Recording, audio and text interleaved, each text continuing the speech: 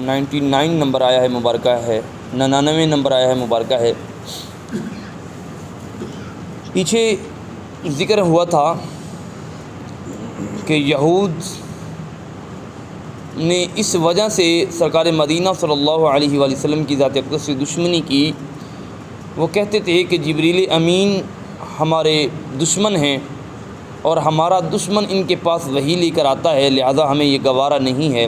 اور ہم اس وجہ سے ایمان قبول نہیں کریں گے۔ تو اگلی آیت مبارکہ میں جو آج ہم پڑھنے جا رہے ہیں کہ اس کے اندر اللہ رب العزت نے ان کا بھی رد فرمایا پیارے حبیب یہ لوگ جھوٹے لوگ ہیں، ان کو جبریل امین کی کوئی دشمنی نہیں ہے، فقط اور فقط اپنا انا اور اپنی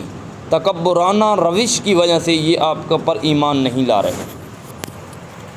اور اللہ رب العزت نے اس کو ان آیات تک ارشاد فرمایا، اور پھر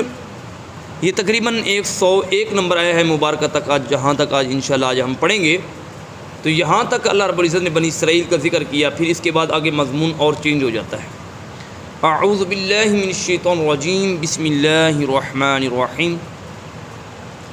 او کلما عاہدوا عہدا نبذہ، دال کو نون کے ساتھ ملائیں گے، عہدا نبذہ فریق منہم بل اکثرهم لا یؤمنون۔ اس کے آیت مبارکہ کا شان نزول کچھ اس طریقے سے ہے۔ عبداللہ بن سوریہ جب سرکار مدینہ صلی اللہ علیہ وسلم کی بارگاہ میں آیا تو سوال کر چکا، اور کرنے کے بعد اس نے کہا کہ اگر آپ کے جبریل امین آپ کے پاس وحی لے کر آتے ہیں تو میں آپ کا کلمہ نہیں پڑھوں گا، میں ایمان میں داخل نہیں ہوں گا۔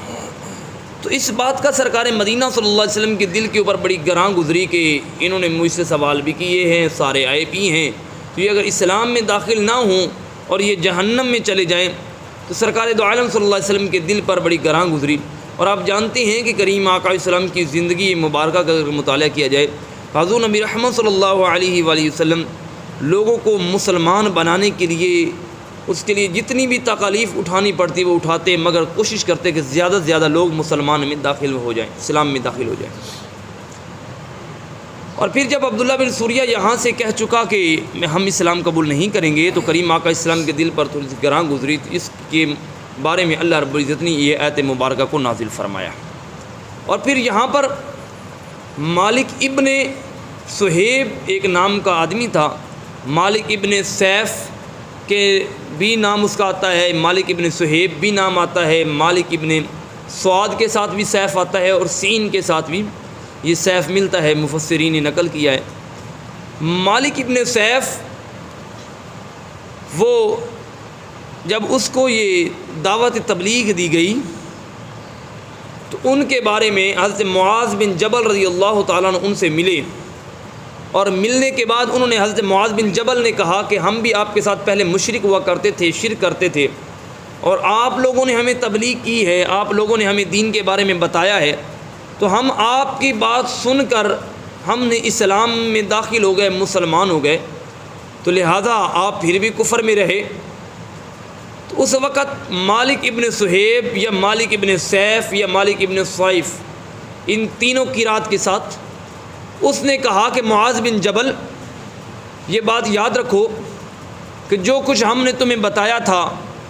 وہ سارے کا سارا جھوٹ ہے، ایسا کچھ کتابوں میں پایا ہی نہیں جاتا۔ یعنی کہ سرکار مدینہ صلی اللہ علیہ وسلم کی سیرت، آپ کے اوصاف، آپ کے کمالات، آپ کی تمام نورات، وہ کوئی چیز کتابوں میں نہیں پائی جاتی۔ تو معاذ بن جبل نے ان کو کہنے لگے کہ مالک بن سیف آپ یہ بتائیے کہ کیا آپ کی تورات اور زبور کے اندر سرکار مدینہ صلی اللہ علیہ وسلم کی بعثت کا ذکر ہے یا نہیں؟ تو اس نے شروع سے ہی انکار کر دیا، انہوں نے کہا کہ ہماری کتاب میں اس کا ذکر ہی موجود نہیں ہے۔ جس کے بارے میں یہ دو شان نزول میں نے آپ کو سامنے بیان کر دیا۔ اعوذ باللہ من الشیطان الرجیم، بسم اللہ الرحمن الرحیم۔ او کلما عاہدوا عہدا نبذہ فریق منہم، ان میں سے پیارے حبیب یاد کیجئے، بتائیے، بھی عاہدوا عہدا، انہوں نے کوئی عہد کیا، کوئی وعدہ کیا، نبذہ نبذہ فریق منہم، ان میں سے فریق نے نبذ کیا، نبذ سے مراد اس کو پھینک دیا، یعنی کہ اس کو ہوا میں اڑا دیا، اس عہد کو توڑ دیا۔ یہ نبذہ، یہ جہاں جہاں بھی یہ صیغہ آئے گا یہ ہر معاملے میں ایک مسلسل چیز کو توڑنے کے بارے میں آتا ہے۔ اگر بعض اوقات اہل عرب کہ ہاں یہ مقولہ بھی بولا جاتا تھا کہ کسی بھی سبزی